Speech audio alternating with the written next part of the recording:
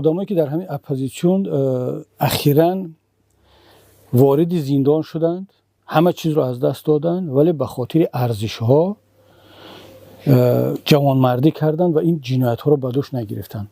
با آنها وعده کردند که شما هم آزاد میشوید، هم مالکیتتون برمیگردد، ثروتتون برمیگردد. فقط از شما طلب همین است که بیاید در نزد کامera چند جمله رو تکرار کنید. اونها نکردن. مگر به من پیشنهاد نکردن، مگر به خودت پیشنهاد نکردن که بیاید برگردید بس کنید، با شما همه مالکیت رو برمیگردونیم.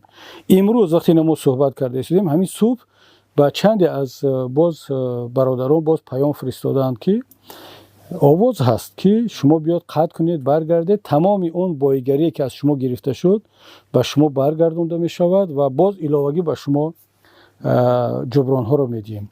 اما مردم راضی نیستند. چگونه همین گروه را و همین گونه آدمان را میآیند